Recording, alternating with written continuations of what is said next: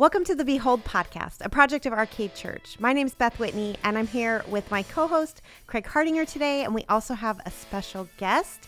Our friend Jim Culp is here from Iglesias del Oeste. We spent some time talking with him about what he is doing with his ministry down in Ensenada, Mexico, and in 10 other countries around the world. It's super exciting to hear how the Spirit is empowering him and his leaders to help create healthy leaders and empower the Latin American church. So take a listen, like, comment, and subscribe. Share this podcast with a friend. Let's get started.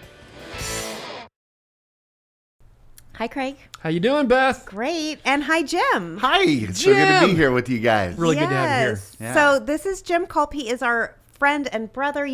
You are our first repeat guest, so to speak. Yeah. How's that make you feel? Very privileged. It should make you feel highly valued. Yeah. Yes. That's the word. Because you are. Valued. Yeah. Blessed and highly favored. Ooh. I think. Whoa. Yeah. Way to go. Way to go. Whoa. Behold on us. Yeah. Appreciate that. Yeah. So Jim is, you're one of our missionaries. Mm-hmm. You work mostly out of Ensenada, Mexico, Yes. but you run Iglesias del Oeste and Seminario del Okay. Oeste. Slow it down. Okay. Please be kind. Rewind. Say it again slower. Because I've been working on this. And so you got to say it slower. I'm going to let Jim say it so you'll learn it correctly. Well, no, because he'll say it with an accent. Can you say it? Say it the way you usually say it, Jim. Iglesias del Oeste. Yeah, see? Now you say it, Craig. No. No. Say Seminario. I blew Feliz Navidad last Christmas.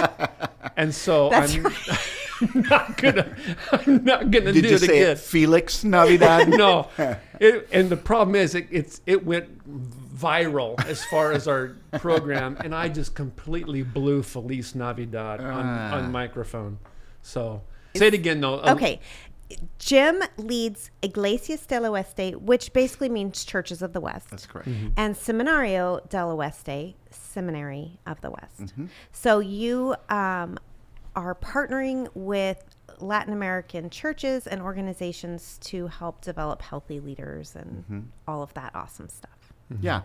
Yeah. So we've been down there 7 years, and we do both networks of churches and then training and equipping of pastors and leaders in the Spanish-speaking world. We currently have students in 9 different countries, and so our goal is to see healthy leaders mobilize the church in their country, and now we're even seeing Latinos go to the nations. And so, yeah. That's So very awesome. cool.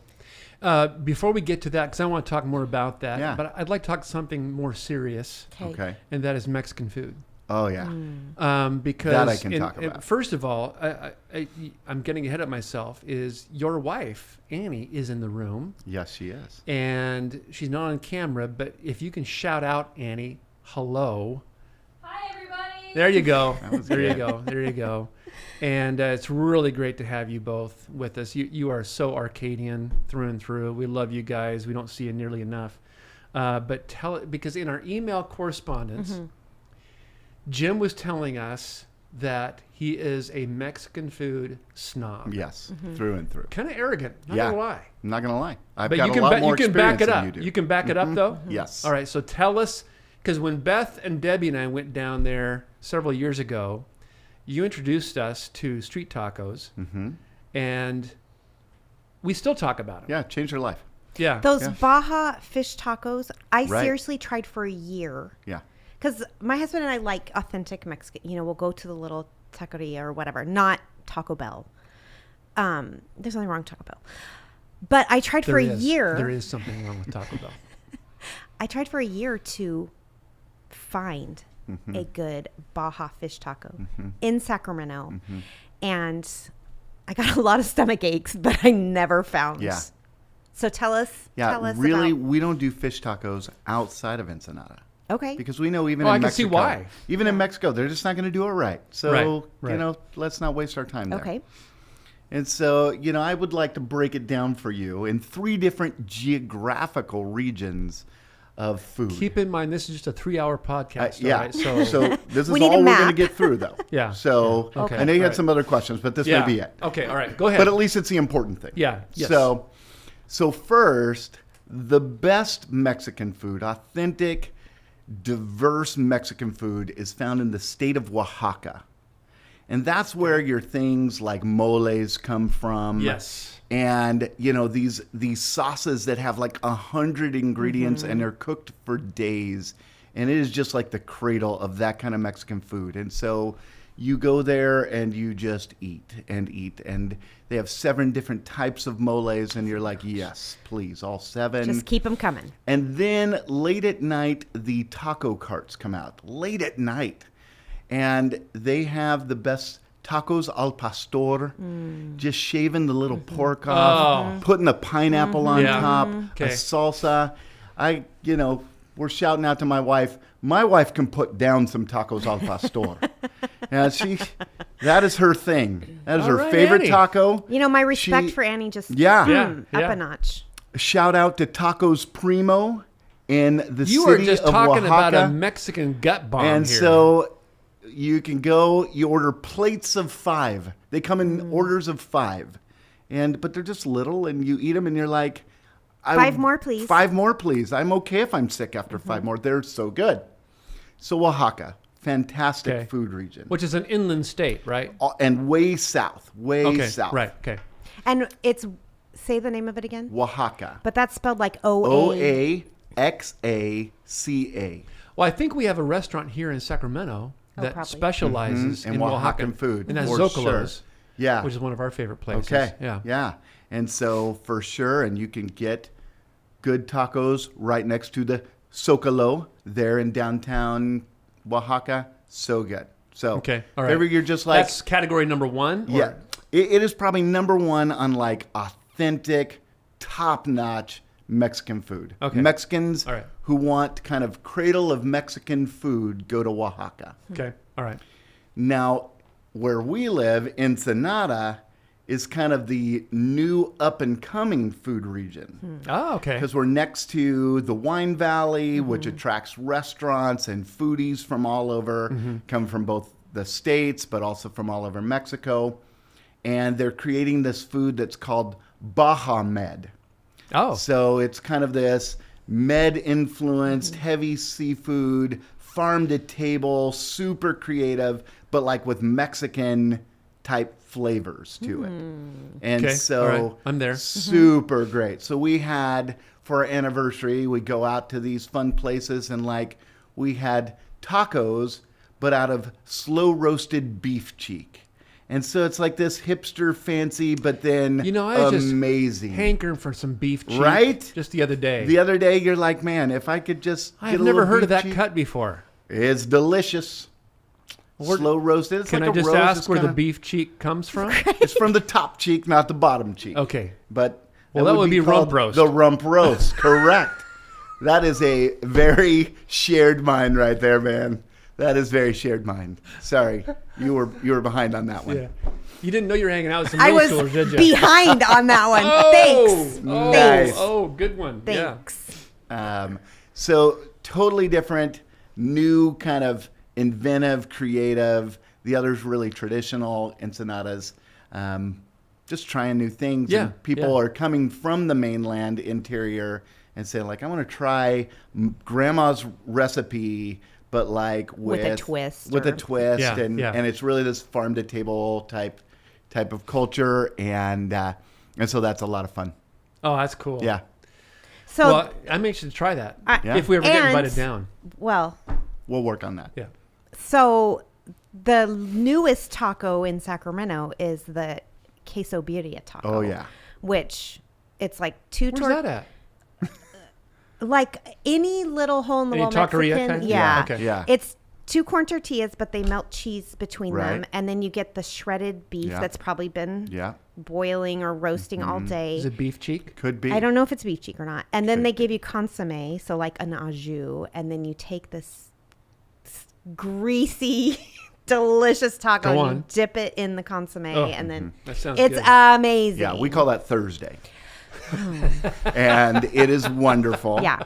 And like we had heard of birria before, but like it is so good. And it's a breakfast food in Mexico. Oh, well, you wouldn't be Like, hungry till lunch. You run out of hot, steaming, boiled meat by like 1 p.m. Wow. People get it and they're like walking with cupo meat as their Cupo meat. Yeah. And I'm just like, finally, a culture that gets me. Yes. Why do Yes. you want to force eggs on me in the morning? Give me a cup of meat. That's right. And so it's how I keep my girlish figure. Alrighty. Good. Well, enough of that silliness. All right. So tell us about how you and Annie started in Mexico. Yeah. I mean, you were church planners in Chico, and then you just moved to Mexico. Just like that. What the heck? Yeah. How did all that start? Yeah. We blame God. Okay. And so, and really it was just fun to watch God kind of work on our heart over a series of years with us not seeing it, Yeah. And so we were happy in our church plant, living up in Chico, believed we would be buried there. We were all in and committed there, and working on training leaders here in Northern California and loving that. That just really fed my soul to be able to work with leaders, and so we were really content. But one year we had come home and from a mission trip / vacation to Central Europe, and we were absolutely exhausted. And I said to Annie as we're flying home on this international flight, like, so next year, something a little more chill? And she was like, yes, next year, I just want to lay on a beach for a week. Yeah. And I was like, all right, we could work on that. So really, we say it all started with vacation. Because as I started to look for where we could afford a beach vacation, it just kept getting further south and crossing the border. And so we rented this small place in close to Ensenada, and so we rented this place early in the year. We've got 4 or 5 months to look out towards it, and then the next thing you know, it's mid-February, and our son comes home, Ben, and he says, "Hey, why do my Mexican friends today at school have ashes on their forehead?" And we had just never talked to them about Lent and Ash Wednesday and all of that, and so we explain it there, and our son says, "So why don't we do that this year, Lent?" Well, okay, let's do it. So I just pull off this book that I knew was like a 40-day devotional, totally not thinking, but God just putting things in place for this conversation that He's growing us towards. And it's called A Place in the Table by Chris Say, who is church planner in Texas, and it's talking about what the global church looks like and identifying with the needs of the church around the world. And so each day you did a devotional that talked about the gospel and its realities in different places. In the back of the book, it says, maybe you're doing this for 40 days with your family. Here are some challenges. And so challenge number 1 was pick a country and pray for it for the next 40 days. Well, we said, well, let's pray for Mexico. And we're going to go there this summer. Let's just pray for Mexico. Great. And then the next one, and Culp family loves a challenge, right? So we're like all in. So the next one was eat on and live on a diet and budget from your country for 40 days. So at the time, the average Mexican family ate on $9 a day. Wow. And we were like, Culps are all in. We love a challenge, so we're going to do it. And we were like, and we're going to go all the way. So like, if Jim goes to Starbucks and spends $4.50 on a foofy latte, there goes half of the food budget, because that's the reality. Yeah. $9 a day is $9 a day. Yeah. And so it was just really fun for us to say, like, what does that mean? And what does that look like in a Mexican household? And so we ate tons of rice and beans with a little bit of jalapenos. And we use meat as like seasoning. You just sprinkle a little bit on top. You'd have meat of the week. And we did that, and we prayed, and we saved all this money from not spending more than $9 a day. So we said, well, when we get to Mexico on vacation, we'll go find some places that donate this.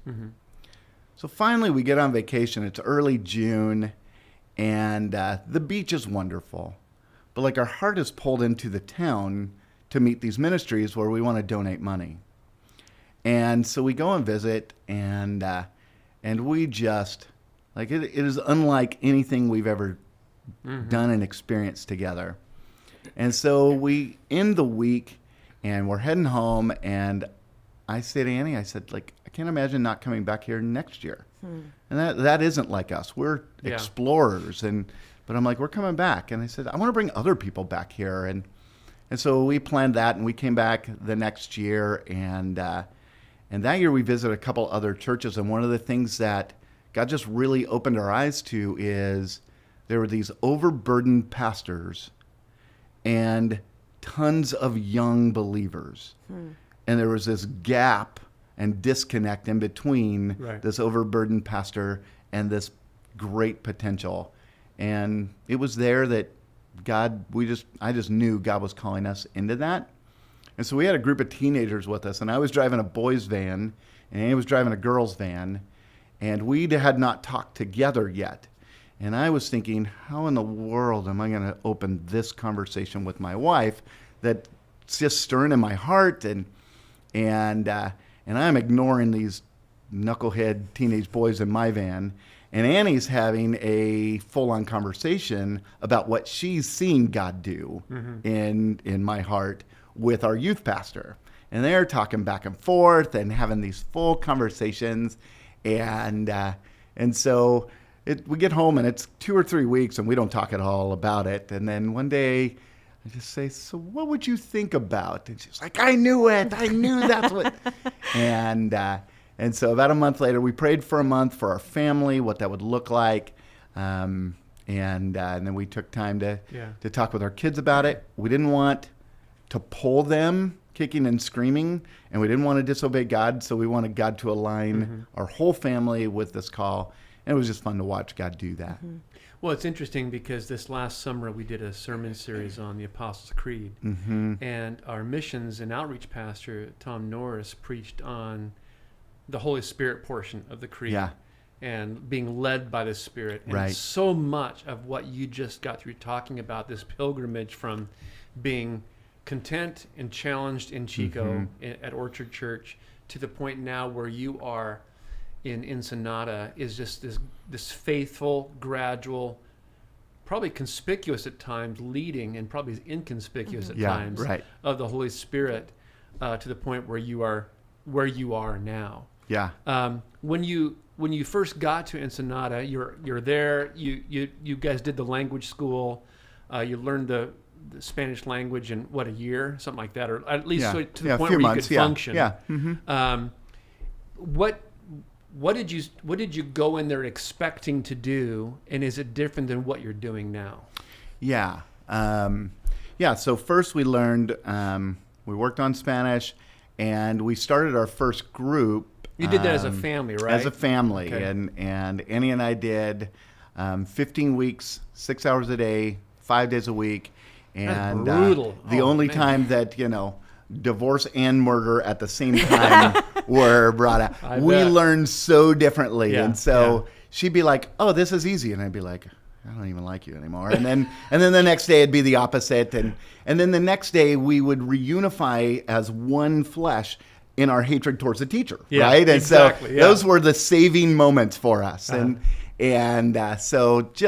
But so great, and we were committed. We didn't want translators ever. We wanted to be able to connect with people, and we wanted to teach academically. And so we were like, we want really formal, so push us in that. And that was such a great experience for us.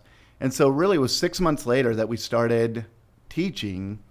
And what I learned in that first group is I brought North American context to Latin America. And so good things that I would say, like, this is essential in talking through, just having hard discussions with leaders in a California context. Did they welcome you? Oh, totally welcomed. Even and had as an invited. American? Yes, and had invited us, and we went specifically and started with them because we knew it was a safe place to kind of wrestle and learn. Right. That first group was really just a learning place for us.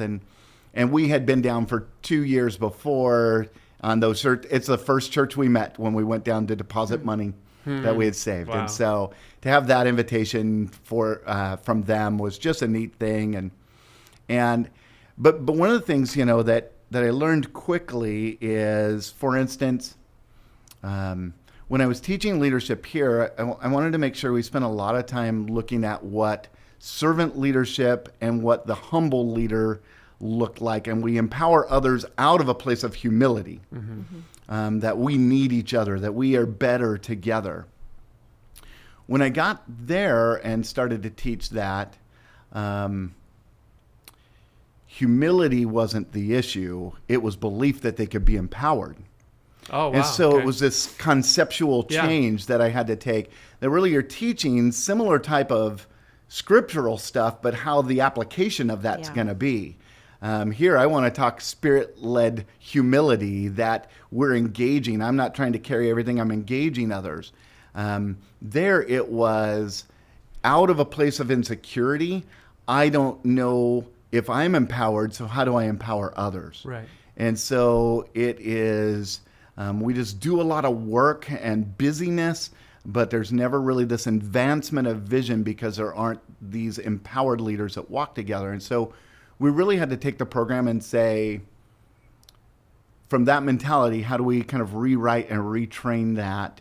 How do we make that a practical step? And so, so really now we write it around how helping the leader understand calling, and they are empowered by the Spirit, and then they are called to disciple and empower others to multiply. And so, I think that's been the big thing. I want to go back. You said a few minutes ago, you named an overburdened pastor. Tell us what an overburdened pastor in the Global South looks like. Yeah, I think that's important because it looks different. The Global South, speaking of Latin America, Africa, and South Asia, you see the church really growing, but realities of the church look a lot different than they do in our Western church, northern church context. And so the majority of pastors are going to be bivocational. And the majority of them are going to respond to a call to ministry without having the opportunity to be trained. Right. And so maybe they're working as an electrician. Right. So they're working, let's say, 40 some hours a week. And especially when we talk about Mexico, it is the highest work week in the world. So the average work week is 5 10s and a half Saturday. Wow. And so a pastor that's working a traditional job is working 55 hours a week, and then doing probably 2 meetings a week at night and preparing for Sunday, and then responding to every emergency call. Right. And because they don't know how to empower anybody else. Right. And so they're responding to everything. And so you had this man in particular, I knew he was working construction, doing carpentry work, and had a high needs child in the home and a teenager, and had a church of probably 80 to 90 people. Oh, wow. Okay. And sweeping the floor and unlocking the building, and had no access to training to even know that there was a different way. Yeah. And you'd have conversations about, like, where do you see the church? Where would you like to take it? And he would ask me, where do you see my church?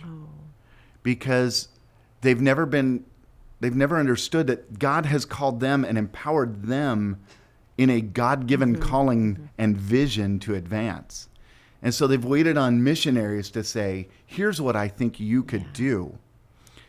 In which, most likely, even if I said that, he would say, and how would I do that? Who do I, I'm already oversaturated. Yeah, right. And so this is what we do.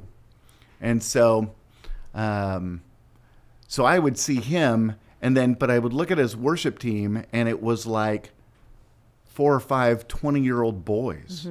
And I was like, that's the answer. And that's how this church advances and multiplies, and new churches spin off. And so, yeah, that's what it looks like. Did you go down with that intent, or was it to, because I really don't remember. I remember walking with you through when you and Annie were thinking about going down there and things, but I couldn't remember. Was it basically, I don't mean this in a minimal way, but to plant churches? No. But you saw the problem as you talked to pastors. Yeah. No, from the start, our goal originally, and this partly was from not being able to see the bigger picture, was to raise second-level leaders. Okay. I wanted to see elders and deacons and teachers and future pastors that came alongside a solo pastor. Mm-hmm. And so really that's what we felt like our call was. A lot like we talked about, we did the ministry leadership certificate here, and it still goes on in Northern California. It was a lot of that. If a pastor doesn't have anything, well, this would be good. But really, if a pastor doesn't have a second level of leaders that are trained and equipped, then that's really what our target audience was originally. Now, as it's grown, we've seen there's a need more for pastoral development and church planter development, which we've grown into, as well as continuing this second level leader. And so we do different levels of programs.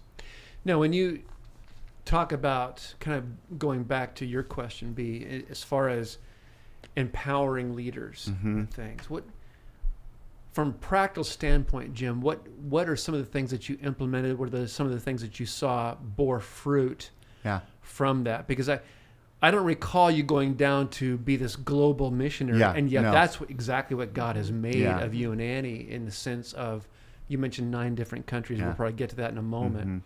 But from a practical standpoint, what were some of the things that you used to empower these leaders? Yeah. So everything we do, Latin America wants microwave reproduction of leaders, and we tell them we're crockpots. Yeah. And so if you don't want that, then we're not for you. We're going to crockpot some leaders together. And so the shortest program we do is 2 years. And so we do a 2 and a 3-year more in-depth program. Certificate type programs? So the first one we've written, the lowest one, we've written at about an associate's level. Okay. In Mexico, there's a degree called Técnico Superior. It's one area of study focused at about 60 credit hours. Okay. And then the next one we do at a master's level, and it was really cool. I got to work with Bert on how to develop it, and I said, he said, here's what good standards would be. And I said, what are minimum standards? Like, I want to meet the standards, but what are the minimum? And we get there. So, and when you say Bert, you mean Bert Downs, Downs, former president of Western Seminary. Great guy. We got to see him a couple months ago. It's just so encouraging. And one of the things, and we went with classics. We read Tozer and just eat it up. And the good stuff. It is good. And we don't talk strategy. Strategy people will find, and there's great stuff that you can read out, but strategy is so specific to a specific ministry. And so what we do is we want good, solid, foundational theological basics. So the first year is always that. And so we do a year of that, and we want to speak the same language on what that is, because that's going to help us as we continue to walk forward. And then the second year, no matter what program you're in, that's where we talk about discipleship, multiplying of leaders, and ministry development plans. And so every person at the end of their second year of training has a ministry plan for their next 3 or 4 years. And they respond to, what is my calling? What's my story? Like, Jim's got that crazy story about how he ended up here. What's my crazy story? How did I get here? And we want people to feel like, I'm supposed to be doing this. This is hard, but this is where I'm supposed to be. Everybody who follows the Spirit has a crazy story. Right. Yeah, exactly. And I want them to know it and say, like, we identify in that, right? Yeah. And then we want to say, like, what's your vision and values as a leader, as a ministry, and let's figure out, how do we form that? And not what someone else has said for you. what do you feel like God's calling you It's to got to do? be life-giving to It them. is unbelievable Yeah. to watch those light bulbs turn on, right? And so then as we walk through that second year, and then as it goes on, we talk about how discipleship is the number one way to multiply leaders. Mm-hmm. And so let's be intentional about discipling the next generation of leaders. And so at the end of that, they have a whole plan on what my vision, values, what strategies I want to learn to advance this vision. How am I going to disciple people in this vision now? And how are we going to replicate that systematically? And then they're ready to launch. Yeah. And what we started to find is people were like, well, let's launch. And that's how we honestly have gone global, is people just said, well, Jim, you made us write all this out. Let's do it. How are you going to help us do it?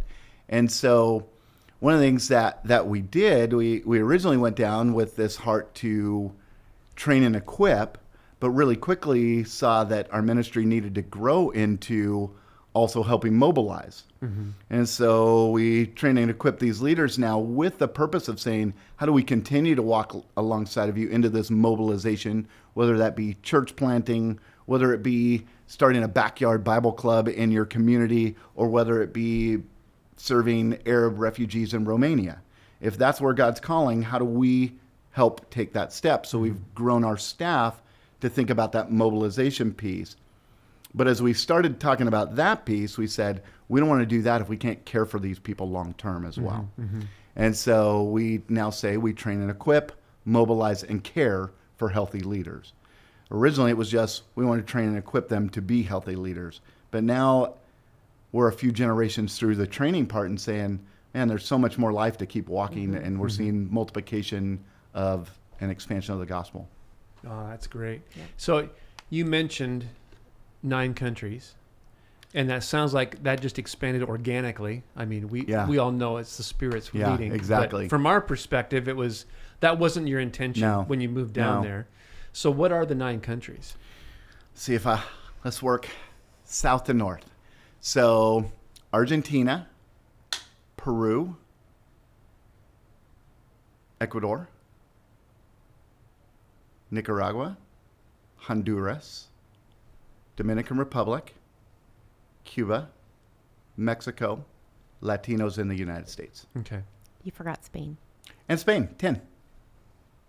Oh, you're not in Africa? Wow, that's too bad. We have missionaries in Northern Africa. They've sent missionaries to we've Northern sent- Africa. So, and I guess technically one of them is studying. So we have a student in. And then we have missionaries that we've sent outside of Latin America in 2 North African countries, and just recently to Romania.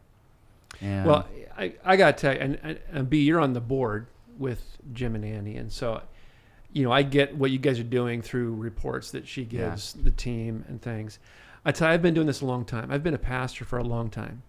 I have never seen a more fruitful ministry on the foreign field like I've seen yours. It's and I've just kind of had a front row seat. We've prayed for you, Debbie and I prayed for you guys. We love you guys. We see you probably once a year kind of thing.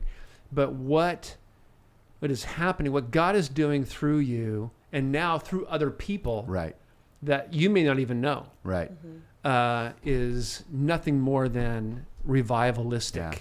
That's kind of how I would fit that in. And I don't use that word lightly. I think sometimes we do too quickly, but I see nothing but a revival in the Southern Hemisphere due in large part to what God is doing with you guys. And I think first it's the Spirit's move. Yeah. And I think the best thing that we committed to early on was not waiting for America to send us more missionaries, but we raised a team of Mexicans and Cubans and have empowered and equipped and resourced and funded them to do so much more than what we ever dreamed or imagined. Well, I would have to imagine, because, as long as I've been a pastor, there have been schools and churches that have sent young people by the thousands, tens of thousands to Mexico.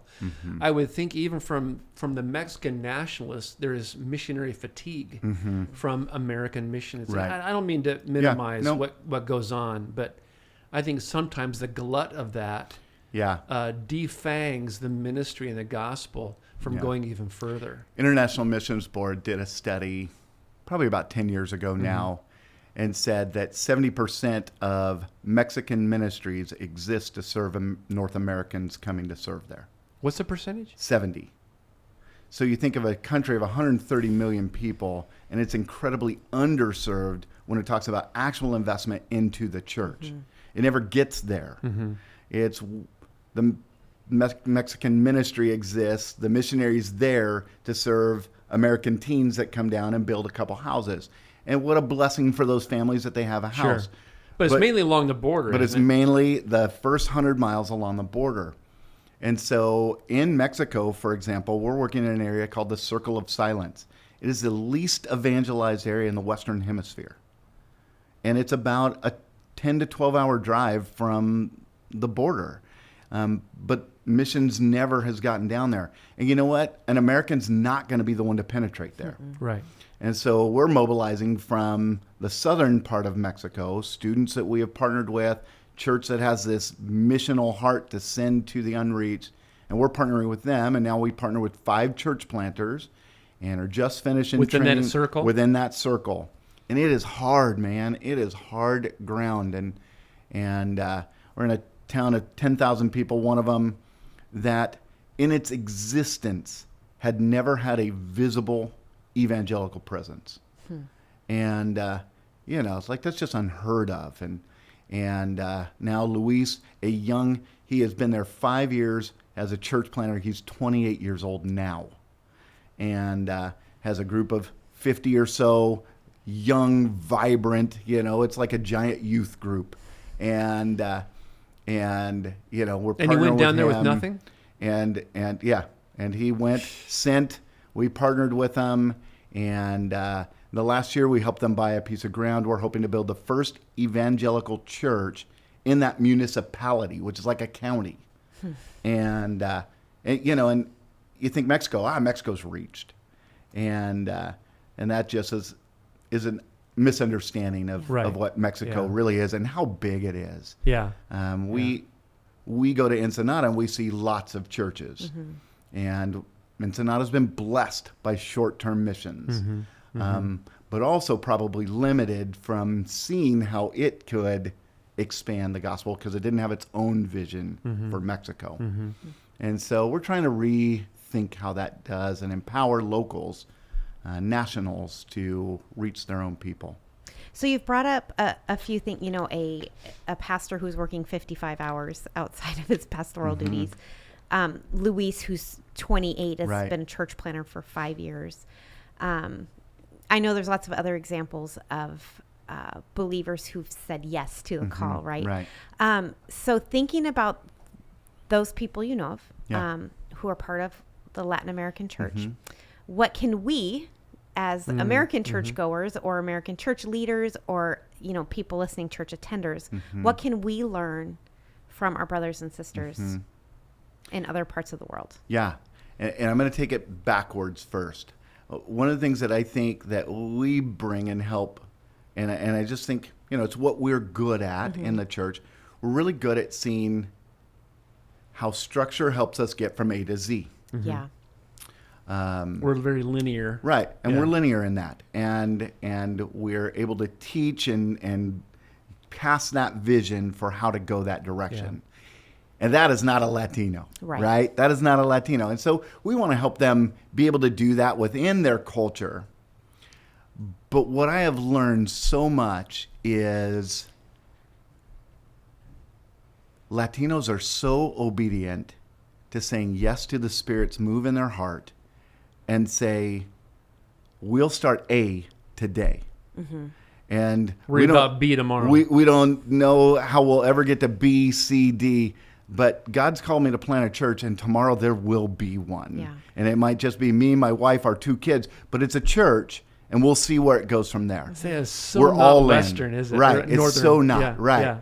And it's so not. And that's just so exciting. We were talking at lunch about our friend Yami in Cuba. She is a fantastic leader.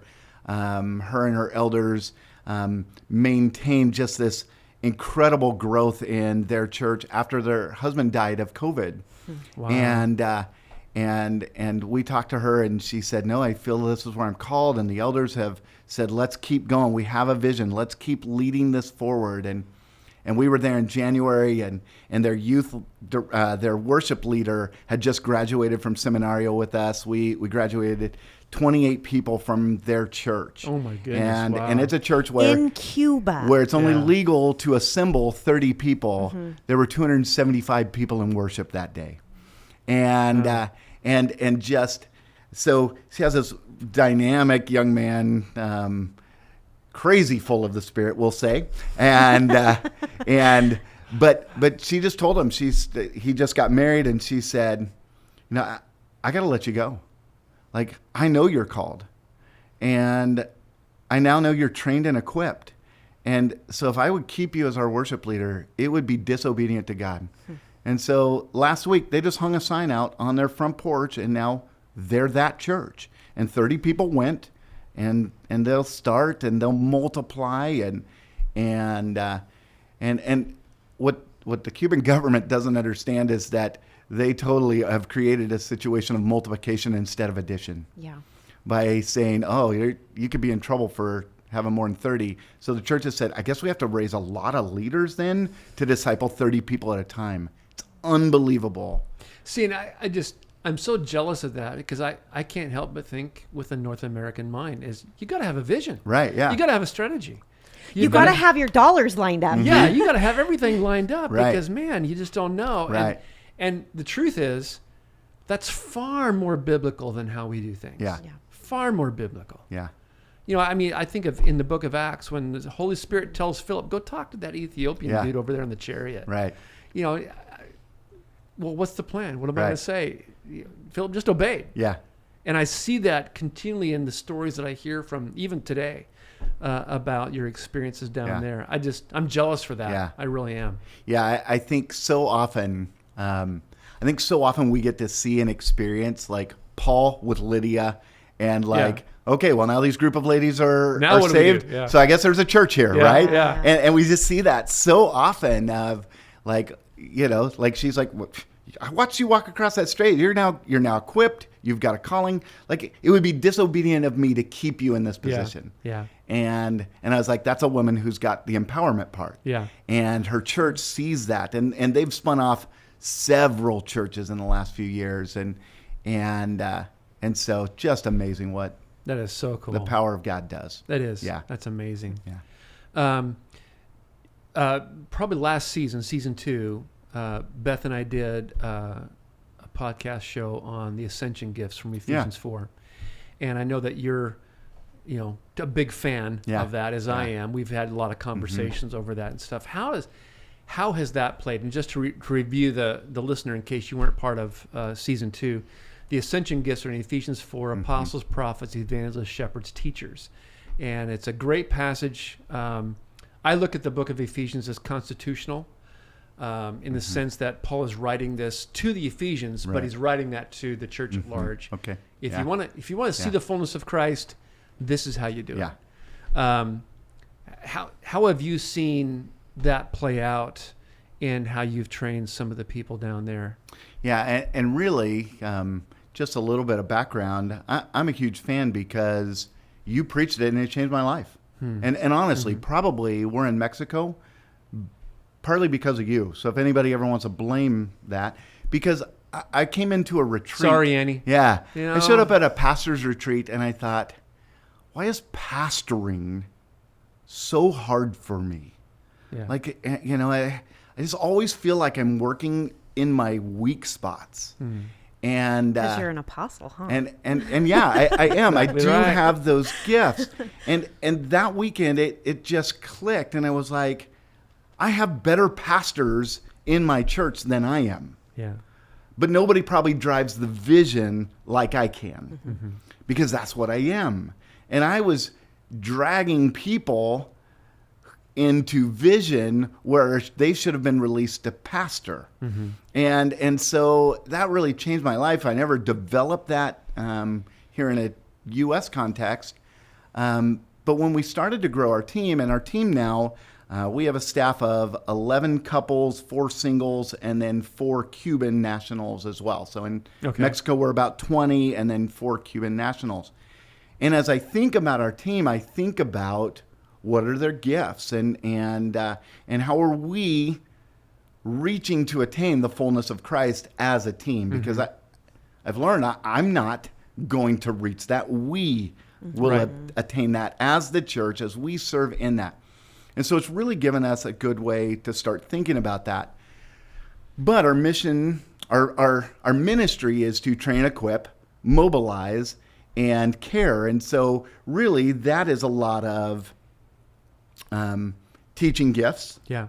That's a lot of apostolic gifts. And that's a lot of pastoring gifts. And so those are essential gifts because we serve a lot of evangelists who are stepping out and launching churches and starting ministries. And so we come around and help them have that support as they develop. And so we've started to begin to think that full circle. And I was just talking, we have a great thinker who on our staff, Amador, he is one of our professors, will run a school that a pastoral training center that we're currently launching. And he said, one of the things that I like about this is it lets us look at what the giftedness is of the person that we're mobilizing and say, in those early days, how do we form kind of this hedge of fullness around them so that they walk in fullness. And they're open to that? As they're becoming. We're learning about it. We're figuring this out. But I think now that we can see, like, our team has that reflected, and so we send different pieces around someone who's mobilizing to fill those gaps while they raise people up into serving in those gaps. And we teach that this is an essential piece of what that's going to look like. And so that's how we're trying to live it out. But I love that we've identified Miriam on our team has the prophetic voice. And like, that is what she does. She sees things that live in my blind spot. And God has given her a heart to see that. And so I just try to teach her, like, be kind when you come and talk to me. And she's learning that. But we have that relationship where she knows, like, I say, like, Luis and Miriam, they're this couple. Luis is the guy that everybody just wants on his team because you're going to get the hug and you're going to feel loved and cared for and encouraged by him. He's Barnabas. Yeah. And then you have Miriam, who she's the person that every team needs if you're going to actually continue to improve and grow and see beyond what you're able to. Somebody who speaks into your blind spots. And so being able to say, like, we want those people. And do they see themselves as those gifts? Yes, because we took time to train that and talk that out. And it was really, it's really fun. Some people are surprised, and some people you're surprised at that and say, interesting. We maybe need to help you develop how to live that out. And then other people, you're like, well, of course, and no surprise. No surprise. And so it really has been fun. And so, that's been an exciting, fun thing to see. Yeah. And I really think it's just helping us. There's just real strength in diversity. Yeah. The world does not need hundreds of Jim Culps. It needs Jim to fill his role, and it needs Miriam to play hers, and Luis and Amador. And we see this equal value in that. And that empowers people. And it empowers people. It's not just the guy up front. Right. It's the empowerment of the body of Christ. And as a result, you're in 9 different countries. Yeah. I mean, that's just amazing. 10? Apparently 10. 10. Oh, we 10? counted. Oh, 10. Okay. 10. All right. Thank you.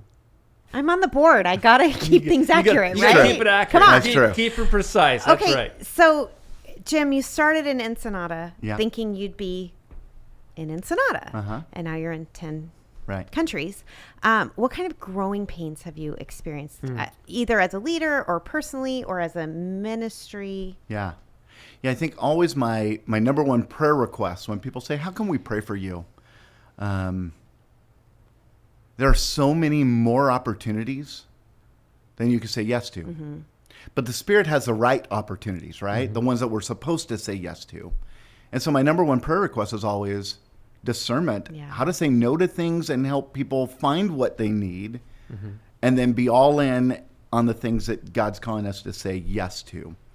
And so I think that's our biggest challenge. And, right now we're exploring some opportunities and praying about how to do that. And we've stepped into some places where we've said, like, they asked for this, but we said yes to something that they're not prepared for. And so we need to back off and be creative about how we serve there. And it's going to go slower, and we'll see what it develops into. And maybe the worst thing is we're wrong and we taught the Bible in some place that we weren't supposed to be for a couple of years. Yeah. But that does cost saying yes somewhere else. Right. And so that's why that's so important. And so I think that's a big one. And we just want to mobilize our team, and we want to expand our team. And so we only want to see multiplication happening out on the field, but also from within us. And so there's just constantly, we're an organization that went from Jim and Annie supported missionaries to having people that we connect with in 13 different countries and across a very diverse staff. And we have country leaders and we want to continue to see that grow. We want to continue to empower there. And so really just having the ability to equip those people well. Mm-hmm. We are, somebody told me just this last weekend, you're in the sweet spot for expansion and yet the hardest spot to expand because you can't keep up structurally with the opportunity. Yeah. Mm-hmm. And I kind of love the tension. Well, I was just going to say love the that tension. it sounds like that's probably where the Spirit wants you. Yeah, I love the tension. Yeah. I love saying, like, God, you open the door and we'll figure out how to go. Yeah. And I love saying to Beth on the board, hey, the math's not going to add up. And but if God's calling, like, I figure at some point it's going to catch up. And I love that. Naturally, I could worry about money like crazy. That would be a weakness. But God's just not giving me that opportunity. Like, I've come from Orchard Church to this, and I kind of love. It requires complete dependence on the Spirit in that, and that's fun. It's fun to live there. You guys went from Jim and Annie supported missionaries under an organization to you have almost your own mission organization where you are sending missionaries. And so a huge change in 7 years. Right. Yeah. And it's gone really quickly and not what you expected. And not what we expected and growing pains, but man, how do you say no to that, right? Yeah. Like it's so exciting and we love it and I will say, when we moved to Ensenada, we moved there partly because we knew that'd be a good fit for our family to start. Right. And Annie and I were always willing to say, but if that isn't where God has us long term, like, we may start there and then learn language, learn culture, have some practice, 5-7 years, few people, whatever. And then we'll see where God sends us. Well, what we didn't know was at the same time that we were praying about going, God was working in the heart of our team now, saying, like, if only someone would come and teach me and release me. Yeah. And that's what we've got to do. The team was there. The people were ready. They just didn't know it yet. But just so natural how God just started bringing people into our lives. We taught an Alpha group. Are you familiar with Alpha, sure. right? Yeah. So we taught an Alpha group. This church wanted to try it as a strategy. And I said, hey, we'll do it. And we'll use it as leader training, and then also have those leaders invite the non-believers to come be part. And we look now at, like, mostly we did it because we were like, we need people to practice Spanish on. That was our main thing. It was our first Bible study. Yeah. And I'm like, it's mostly video driven, and then it's just conversation for us. But we have staff members that were out of that initial group. We have so cool. lifelong people who studied with us and have continued to walk in ministry with us. We've helped them plant churches. And God just had everything ready for us to show up and just respond to his move. And we're just trying to keep up. Yeah. I as you're talking about that, I'm thinking, here God was, with Jim and Annie Culp and Chico at Orchard Church, and he's working in your heart, leaning your affections towards Mexico. Yeah. And all the while that the Spirit is doing that, the Spirit is also working in the affections of people in Mexico that you probably haven't met yet. Yeah. And I can't help but think of like in Acts 13, when Paul goes to Corinth, gets beat up, kicked out of the town. The Holy Spirit says, I want you to go back. I want you to go back in there because I have some people there. And that sounds like what God has done for you in Mexico. Is I want you to go there. You don't know what's there. I do. I've got people there. Right. And they didn't even probably know at the time that they were people. Yeah. That his people. Yeah. And that is the beauty of ministry. And it sounds like it's happened in Peru. It's happened in Argentina, Ecuador, Spain, Cuba, and it's just amazing to see that, to witness that, and to hear the stories of what God's doing down there. Yeah, it's. I long for that up here. I really do. I'm jealous of that. We do too. I want God to move that way up here. Yeah, in beautiful downtown Northern California. Yeah, we do too. Yeah, can you imagine if people who feel the call of the Spirit just say yes, and chase that down, and God wants me to plant a church, I'm going to plant a church. I don't know what step B is, but I'm going to start with A, or a backyard club, or I'm a high schooler and I'm going to ask a couple friends to do a Bible study after school, or whatever that looks like. If they just said yes. And the obstacle to that is, but we have to have all of our ducks in a row before we can do that. Right. Yeah. When really that can be a strength. Sure. The structure is such a strength. We have to learn how to, we who have the structure are as obedient as the people who are responding to the call. Yeah. And that's what I think Gotta put is them the in the same essential room thing. somehow. Yep. And say, we see your passion, we see your call. Start with 5 people. Yeah. And now let's start walking that out together and seeing how God develops it. The worst thing that can happen is that 5 people get discipled. Right? And that's what I think we're that's afraid a bad of. thing, right? Right. We extrapolate out worst thing could happen in these little contexts. And that was one of the things somebody told me is, so we sent them out. What's the worst thing that can happen? They come back? We get our worship leader back in 6 months because it didn't work as a church planner? All right.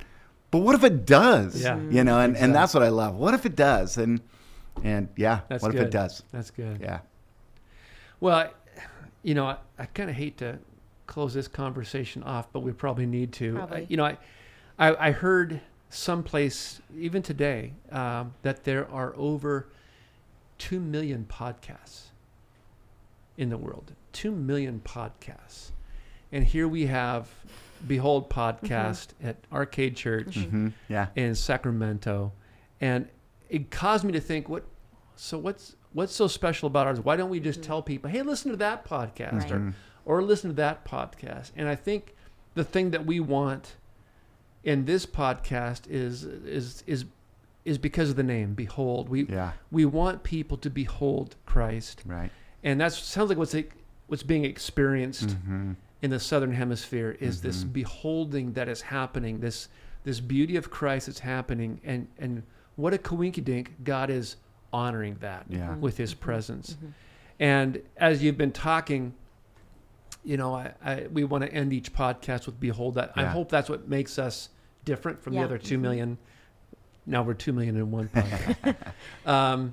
This behold aspect. We want to behold Christ. And as you're talking, I couldn't help but think of Revelation 21, verse 5, when Jesus is saying, behold, I am making all things new. And Jim and Annie, that's what you're doing. Yeah. You are part of that call of Jesus. We tend to think that that's just going to happen when Jesus returns. Right. But the truth is, because of the Great Commission, that's happening now. It's happening now. Is it Jesus Christ is in the process through you and through so many other people. He is He is making all things new. And that's why he says, behold. Mm-hmm. I want you to see that. Mm-hmm. I want you to see that I am making all things new through what you're doing. Mm-hmm. And Lord willing, he's doing that for us up here, through us, that we want to see a new Sacramento. For sure. Yeah. We want to see a new California, just as you want to see a new Mexico, Peru, Ecuador. Right. We want to see this new world. And Jesus has this plan of moving people, of making all things new. Right. And he's is using us to do that. Yeah. And how exciting that is. Yeah. And sometimes we can get so in the weeds that we're thinking, when is it going to get new? Yeah. And the truth is, he's doing it. He's doing that work. And we see that with what you were doing. Say the ministry again. Iglesias del Oeste and Seminario del Oeste. Okay. And Jim's probably cringing. She's over great.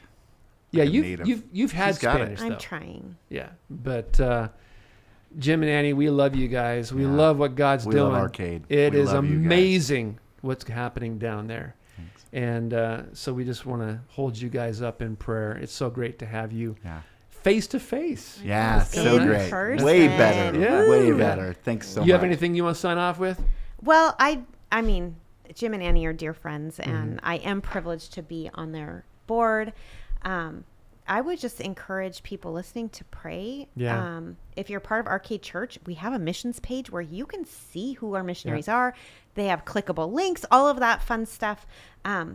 Pray for our brothers and sisters who have said yes to this crazy call of the Spirit to up and leave their home country, or you know, a good paying job, or all of these other things our missionary brothers and sisters do that we maybe don't. Yeah. But also, if you are listening, please share this with a friend. Yeah. Like our podcast, subscribe, do all the things that help us not just be the 2,000,001th podcast that people can listen to. Well pronounced. Thank you. Yeah. Yeah.